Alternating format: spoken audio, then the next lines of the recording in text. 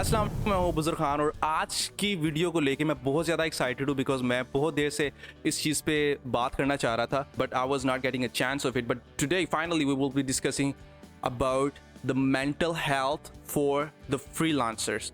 अभी इस वीडियो में जब भी मैं फ्रीलांसर का वर्ड इस्तेमाल करूँगा तो मेरे इस वर्ड से मुराद वो तमाम लोग होंगे कि जो किसी ना किसी तरह से भी ऑनलाइन वर्क कर रहे हैं या वर्क फ्रॉम होम कर रहे हैं। मेंटल हेल्थ क्यों ज़रूरी है इन सब लोगों के लिए, और अगर वो किसी ना किसी तरह से सफ़र कर रहे हैं एक पुअर मेंटल हेल्थ को लेके, तो किस तरह से वो अपनी साइकोलॉजिकल वेल बीइंग को इम्प्रूव कर सकते हैं या अच्छी ज़िंदगी कैसे गुजार सकते हैं। तो मैं इस वीडियो को लेके बहुत ज़्यादा सर्च किया यूट्यूब पे, डिफरेंट प्लेटफॉर्म्स पर, कि किस तरह से एज अ फ्रीलांसर अगर मैं फ्रीलांसिंग कर रहा हूँ तो मैं किस तरह से अपनी मेंटल हेल्थ को इम्प्रूव कर सकता हूँ। तो मुझे शायद कोई एक वीडियो भी इस टॉपिक से रिलेटेड नहीं मिली, शायद आप लोगों को मिल गई हो लेकिन मुझे नहीं मिली। मैंने सोचा कि ये इनिशिएटिव मुझे लेना चाहिए ताकि हम फ्रीलांसर्स को ठीक है फाइनेंशियल एजुकेशन के साथ साथ साइकोलॉजिकल एजुकेशन भी दें और ये भी बताएं कि आपने अच्छी ज़िंदगी कैसे गुजारनी है। तो इस वीडियो में मैं वो तमाम अपने एक्सपीरियंसेस के जो मैंने फेस किए या जो मैंने दूसरों को देख के ऑब्जर्व किए वो शेयर करने की कोशिश करूँगा। और नेक्स्ट एक और वीडियो भी हम इस टॉपिक पे बनाएंगे जहाँ पर हम दूसरे फ्रीलांसर्स को अपने चैनल पे बुलाएंगे और उनसे जानने की कोशिश करेंगे कि वो अपनी मेंटल हेल्थ के बारे में किस हद तक कॉन्शियस हैं और वो इसके लिए, इसको इम्प्रूव करने के लिए, इसे मेंटेन रखने के लिए क्या कुछ करते हैं। तो एनीवेज आज की वीडियो हम स्टार्ट करते हैं। तो सबसे पहले मैं ये चीज़ बताता चलूँ कि मैंने ये चीज़ बहुत ज़्यादा कॉमन देखी है उन तमाम लोगों में कि जो ऑनलाइन वर्क करते हैं वो एक पुअर मेंटल हेल्थ से सफ़र करते हैं। और बहुत ज़्यादा मुझे अफसोस भी होता है कि पैसे तो वो लोग कमा रहे हैं but they are not enjoying their life, या फिर आप इस तरह कह सकते हैं कि वो फाइनेंशियली तो स्टेबल हैं but mentally they are not satisfied anyways in their life. तो फर्स्ट ऑफ ऑल हम बात कर लेते हैं कि क्यों फ्रीलांसर्स सफ़र करते हैं साइकोलॉजिकली। उसकी दो मेन रीजंस की जो मैंने अभी तक अंडरस्टैंड की ऑब्जर्वेशन से और अपने पर्सनल एक्सपीरियंस से, उनमें से सबसे पहली रीज़न जो है वो है लैक ऑफ सोशल इंटरेक्शन। अभी देखिए कोई भी एक काम है ना जहाँ पर फॉर एग्जांपल आपकी एक मोहल्ले में किराने की कोई दुकान है, कोई भी एक स्टोर है आपका जहाँ पर आपने मुख्तलिफ चीज़ें रखी हैं, वहाँ पर क्या होता है कि लोग आपके पास आते हैं, आप उनसे बात करते हैं, ठीक है, डील करते हैं, और उसके बाद क्या होता है जो भी उसे चीज़ चाहिए वो लेकर चला गया। यानी सारा दिन क्या है कि आपका एक सोशल इंटरेक्शन लोगों के साथ हो रहा है, लोग आ रहे हैं, आपसे मिल रहे हैं, बातचीत कर रहे हैं और वो लोग अपनी जो भी उन्हें चीज़ चाहिए वो लेकर चले जाते हैं। लेकिन जब से ऑनलाइन वर्क स्टार्ट हुआ या लोगों ने ऑनलाइन काम करना शुरू किया तो एक जो बहुत मेन चीज़ आपने भी नोट की होगी वो ये है कि आपका यहाँ पर सोशल इंटरेक्शन कोई नहीं है, यानी सोशबिलिटी जो है वो बिल्कुल नहीं है, आपको लोगों के साथ इंटरेक्शन नहीं है, आप लोगों से मिलेंगे नहीं। बल्कि होगा क्या कि एक बंदा को जो शायद अमेरिका में बैठा हुआ है वो आपको ऑर्डर करेगा कि भाई ये मुझे चाहिए तो तुम ये मुझे बना के दे दो। तो यानी कि आप बिल्कुल एक कमरे में बंद कंप्लीट आइसोलेशन में आप बैठे हैं और काम कर रहे हैं, पैसे आप कमा रहे हैं but there is no social interaction. ठीक है, किसी ह्यूमन बीइंग के साथ आपका सोशल इंटरेक्शन नहीं है। तो एक जो कि साइकोलॉजी की टर्म है, जो कि इंसानों के बारे में कहा जाता है कि human beings are the social animals. Social से मुराद ये कि हम लोगों के दरमियान जो है वो रहें तो हमारी जो वेल बीइंग है वो बरकरार रह सकती है। अगर हम लोगों से हट के यानी सोसाइटी से हट के अगर हम अकेले कहीं किसी गुफा में रहना शुरू कर दें तो शायद हमारी जो मेंटल हेल्थ है वो बहुत ज़्यादा डिस्टर्ब हो सकती है। तो ये एक मेन रीज़न जो मैंने देखी, मोस्टली जो फ्रीलांसर क्योंकि वो अकेले एक कमरे में बंद काम कर रहे हैं, तो जब वो अकेले काम कर रहे हैं तो इसका मतलब है कि देयर इज़ नो कम्युनिकेशन। हाँ, ये कि वो मैसेज टाइप करके कम्युनिकेट कर रहे हैं वो एक अलग चीज़ है, बट डायरेक्टली वर्बल कम्युनिकेशन नहीं है। तो लैक ऑफ सोशल इंटरेक्शन की वजह से first reason they face mental health issues. अभी आते हैं पॉइंट नंबर 2 की तरफ, जो कि again that is my observation, not any research work और anything like that, just my personal experience. और वो दूसरा पॉइंट ये है, हम किसी भी एक जॉब होल्डर बंदे की एग्जांपल लेते हैं, उसकी क्या रिस्पॉन्सिबिलिटी होती है। उसने सुबह 9 बजे 10 बजे जब भी उसका ऑफिस सुबह स्टार्ट होता है उसने जाना होता है वहाँ पे, और उसके बाद 6 बजे 7 बजे जब भी टाइमिंग उसकी ख़त्म हो जाती है ऑफिस की, तो वो घर वापस आए थे। उसके बाद वो बंदा फ्री है, relax, there is no responsibility. उसे पता है कि मैं बस अपने ऑफिस वर्क जो भी है वो मैं ऑफिस में छोड़ के आ गया हूँ। अभी ड्यूरिंग द ऑफिस आवर्स उसकी क्या रिस्पॉन्सिबिलिटी होती है कि उसे पता होता है कि अब मेरा ये टास्क है, मुझे ये करना है, ये सब मैंने असाइनमेंट्स करनी है, ये करके तो मैंने बॉस को दे देनी है। ये तो एक कहानी हो गई जॉब होल्डर बंदे की, जो वो घर आता है तो वो रिलैक्स है, देयर इज़ नो रिस्पॉन्सिबिलिटी, उसके पास कोई भी ऐसी अभी काम नहीं है करने के लिए, घर में वो फ्री है। लेकिन यहाँ पे डिफरेंस है अभी एक फ्रीलांसर और एक जॉब होल्डर में। फ्रीलांसर को किसी बंदे ने आके ये नहीं कहना कि अच्छा तुम्हारी ये रिस्पॉन्सिबिलिटी है और तुमने ये सब कुछ जो है वो इस वक्त करना है, सुबह इतने बजे आना है, सुबह इतने बजे जाना है और ये सब कुछ करना है। नो, एक फ्रीलांसर खुद अपना बॉस भी है और खुद अपना एम्प्लॉय भी है, यानी खुद उसने एक बॉस बन के सारे डिसीजन भी लेने हैं कि मैंने ये काम इतने वक्त में करना है, सुबह इतने बजे आना है, सुबह इतने बजे जाना है और ये सारी रिस्पॉन्सिबिलिटीज मैंने पूरी करनी है। और फिर एक एम्प्लॉय बन के उसने उन सब जो भी उसने अपने आप को टास्क जो है वो असाइन किए होंगे उन सब को उसने फुलफिल भी करना है। यानी दो एक टाइम पे भी वो उस पे रिस्पॉन्सिबिलिटीज हैं। फर्स्ट तो उसने टारगेट सेट करने हैं कि मैंने ये चीज़ें अचीव करनी है, एंड देन एम्प्लॉय बन के उन्हीं टारगेट्स को उसने अचीव भी करना है। तो जब दो चीज़ों को हैंडल करने की बारी आती है तो यहाँ पर बहुत से लोग जो है वो दोनों सिचुएशंस को या दोनों टास्क को हैंडल नहीं कर पाते, और जब वो नहीं कर पाते तो चीज़ें उस तरह से होती नहीं कि जिस तरह से वो उन्होंने सोचा होता है कि ये सब कुछ ऐसे हो, और जब चीज़ें वैसी होती नहीं जैसे हमने सोचा होता है तो फिर definitely we will face different psychological issues. तो ये दो मेन रीजंस हैं कि जो मैंने अभी तक ऑब्जर्व किए हैं। डेफिनेटली नेक्स्ट वीडियोस में हम दूसरे गेस्ट को बुलाएंगे तो वो अपने ओपिनियंस देंगे, बट ये दो चीज़ें कि जो मैंने फील की कि जिनकी वजह से फ्रीलांसर्स सफ़र करते हैं विद लो मेंटल हेल्थ, तो ये वो तो रीज़न है। अभी आते हैं सोल्यूशन की तरफ। ठीक है, प्रॉब्लम्स की बात हर कोई करता है, बट सोल्यूशन क्या है?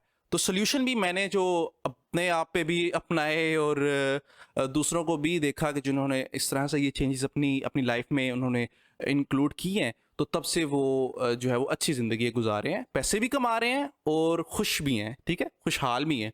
तो अभी बात करते हैं सोल्यूशन के बारे में। सोल्यूशन नंबर 1, मल्टीपल सोल्यूशंस हैं। पहले हम बात करेंगे सोल्यूशन नंबर 1 की, then we will move ahead. तो सोल्यूशन नंबर 1 ये है कि देखिए, जैसे हम अपने पहले ये चीज़ हम डिस्कस कर चुके हैं कि जब हमारा सोशल इंटरेक्शन या लोगों से जो एक जो डायरेक्ट कम्युनिकेशन है वो कम होती है, तो जो ये चांसेस होते हैं कि हमारी जो साइकोलॉजिकल जो भी इश्यूज हैं वो अराइज होना शुरू हो जाएं। तो इस चीज़ को कम करने के लिए अभी आप लोगों ने क्या करना है, यानी हम देखते हैं कि जब हम आइसोलेट अपने आप को कर लेते हैं, एक रूम में बंद कर लेते हैं, तो साइकोलॉजिकल इश्यूज पैदा होने शुरू होते हैं। तो अब इसका क्या हल है?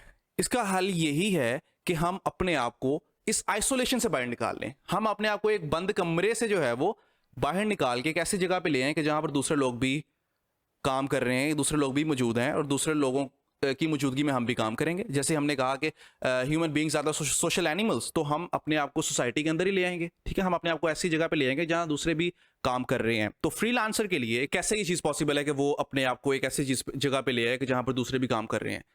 बेस्ट सोल्यूशन उसके लिए ये है कि वो अपने आप को एक कोवर्किंग स्पेस, बहुत से शहरों में मौजूद है, जहां पर दूसरे लोग भी काम कर रहे हैं, वहां पर आप भी काम कर सकते हैं।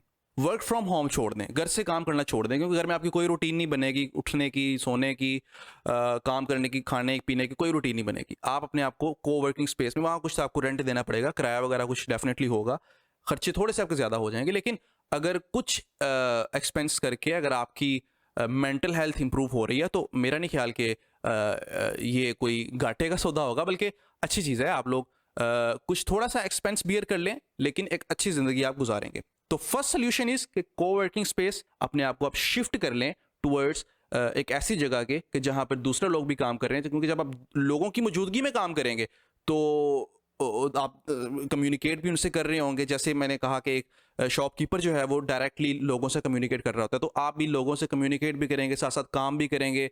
तो इस तरह से आप लोग काफ़ी हद तक अपनी जो मेंटल हेल्थ है उसको मेंटेन रख सकते हैं।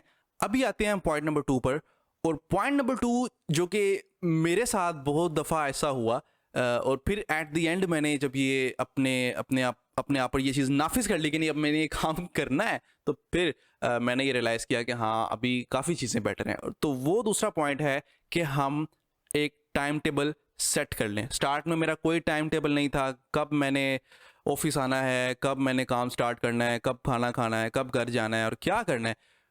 There was no time table at all. लेकिन जब से मैंने अपना एक स्केड्यूल बना लिया और अपने आप को बताया कि ये सब मेरी रूटीन है सारे दिन की, तो इस टाइम मैंने खाना खाना है, इस टाइम मैंने जिम जाना है, इस टाइम मैंने दोबारा ऑफिस आना है, तो क्या हुआ कि मेरी प्रोडक्टिविटी भी इंक्रीज़ हुई और काम करने की मेरी जो एक एबिलिटी थी वो भी इंक्रीज़ हुई, लाइफस्टाइल भी अच्छा हुआ और मेंटल हेल्थ जो है वो भी इम्प्रूव हुई। तो आप लोगों को भी मेरी सेकंड एडवाइस है कि आप लोग अपनी जो एक टाइम टेबल की रूटीन है, फर्स्ट ऑफ ऑल तो जो है वो टाइम टेबल अपना बनाएं एंड देन उस पर इम्प्लीमेंट भी करें।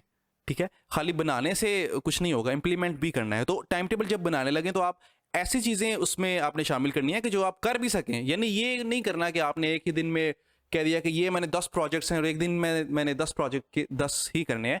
उस तरह से वो चीज़, क्योंकि वो आप जब आप अचीव ही नहीं कर पाएंगे तो आप कभी खुश भी नहीं हो पाएंगे। तो इसलिए वो सिर्फ चीज़ें आपने अपनी लिस्ट में शामिल करनी है कि जो आप कर भी सकें, जो डूएबल हों। तो that is the second point के make some time table. Now point number 3 is give yourself some time. देखिए, जैसे हम पहले भी बात कर चुके हैं कि किसी भी जॉब की तरह एक फ्रीलांसर को कोई भी उसका बॉस आके ये नहीं कहेगा कि तुमने इस दिन छुट्टी चलो कर लो यार, एंजॉय करो फैमिली के साथ, चलो वेकेशन पे चले जाओ। नहीं, यहाँ पर आपने खुद ही सारा कुछ डिसाइड करना है। तो बहुत दफ़ा ऐसे होता है कि जो फ्रीलांसर होते हैं वो बस काम काम काम, बस ठीक है यार, ना फैमिली को टाइम दे रहे हैं ना दोस्तों के टाइम दे रहे हैं, बस काम कर ही जा रहे हैं।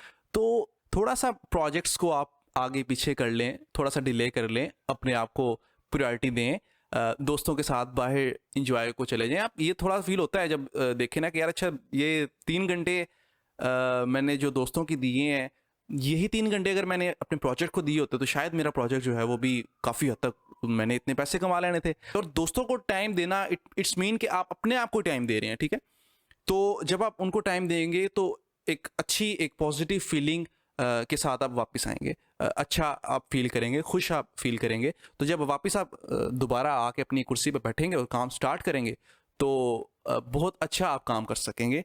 अगर आप कभी ऐसा हो कि आपसे काम नहीं हो रहा या अच्छा नहीं महसूस हो रहा आपको, तो छोड़ दें, बंद कर दें, पीसी को बंद करके बाहर जाएं और रिलैक्स करें, एंजॉय करें, किसी जो है वो ग्राउंड में चले जाएं, पार्क में चले जाएं, वहाँ बैठ के इंजॉय करें, इंजॉय द नेचर करें और अल्लाह ताला का शुक्र करें सारी जो भी उसने क्रिएशन बनाई है। तो मेडिटेट करें, नमाज पढ़ें, prayers is a great kind of meditation. Best time वो है कि जो आप नमाज में जो है वो गुजारते हैं, वो बेस्ट टाइम है। आप अपने आप को टाइम दे रहे होते हैं, आप अल्लाह ताला को टाइम दे रहे होते हैं। तो मेरा नहीं ख्याल कि अगर आप नमाज भी पढ़ रहे हैं और सारा कुछ ये काम कर रहे हैं तो उसके बाद भी आप मेंटल हेल्थ इश्यूज से गुजरेंगे अगर आप सही तरीके से सारा कुछ कर रहे हैं। तो anyways that is the point number 3 के give yourself some time. और now let's come toward the point number 4 and that last point is कि आप लोग कम से कम अपनी एक हॉबी अपना लें। कोई ना कोई एक ऐसा आपका काम होना चाहिए जो कि अदर देन अर्निंग हो। कोई ना कोई ऐसा आप काम कर रहे हो कि जिसका मकसद जो है वो सोर्स ऑफ इनकम ना हो या ये ना हो कि इससे मैंने पैसे कमाने हैं। ठीक है, वो कुछ भी हो सकता है, कुछ भी हो सकता है। अभी मेरे लिए जो मेरी जो हॉबी है वो यूट्यूब है। आप ये जो वीडियो मैं बना रहा हूँ इसका जस्ट मकसद ये है कि मैं अपने काम से हट के कुछ ऐसा काम करूँ कि जिसको करना मुझे अच्छा लगता है। ठीक है, यानी मैं जब YouTube की वीडियोस बनाता हूँ तो आई फील बेटर। तो just that is the reason कि मैं YouTube की वीडियो बना रहा हूँ। तो आप लोगों को भी मैं सजेस्ट करूँगा कि YouTube सिर्फ अभी मिसाल देने का मतलब ये नहीं कि आप सब लोग YouTube पे आएँ और वीडियोस बनाएं। अगर आपको अच्छा लगता है कि YouTube बनाना आपको आप समझते हैं कि YouTube बनाने से यू फील बेटर, तो ठीक है, बनाएं वीडियो आप। लेकिन हर बंदे की हॉबी जो है वो उसके इंटरेस्ट के मुताबिक होती है, उसके टेस्ट के मुताबिक होती है। जो काम करना उसे अच्छा लगता है, वो कुछ को फोटोग्राफी अच्छी लगती है, वो क्या करते हैं, बाहर जाते हैं तो वो तस्वीरें वगैरह खींचते हैं, नेचर की और डिफरेंट चीज़ों की तस्वीरें खींचते हैं, तो वो उन्हें अच्छा लगता है। तो ये उनकी एक हॉबी है, इसमें कोई बुराई नहीं है। कुछ लोगों को वीडियो बनाना अच्छा लगता है, वो वीडियो बनाते हैं। कुछ को बुक्स, हाँ बुक्स, बहुत से लोगों को बुक्स पढ़ना अच्छा लगता है, तो इसलिए वो बुक्स तो खैर सबको ही पढ़नी चाहिए, लेकिन कुछ लोगों को की हॉबी होती है वो बुक्स पढ़ते हैं।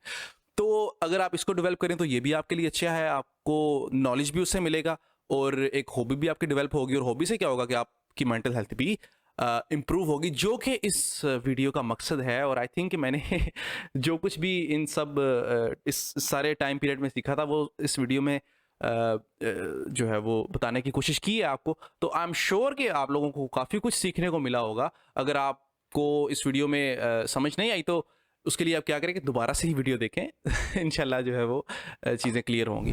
तो आप लोगों को ये वीडियो कैसी लगी, क्या ओपिनियन है आपका इस सारी वीडियो को लेके, कमेंट सेक्शन में ज़रूर आप लोग अपनी राय का इज़हार कर सकते हैं। और आप लोगों को क्या लगता है, अगर आप एक फ्रीलांसर हैं तो किस तरह से आप समझते हैं कि हम अपनी इस मेंटल हेल्थ को इम्प्रूव कर सकते हैं अपने, ज़रूर हमें बताएं कमेंट सेक्शन में। तो नेक्स्ट वीडियो में आपसे मिलेंगे। आज के लिए इतना ही। ख्याल रखिएगा अपना बहुत सा। Take care. अल्लाह हाफिज़।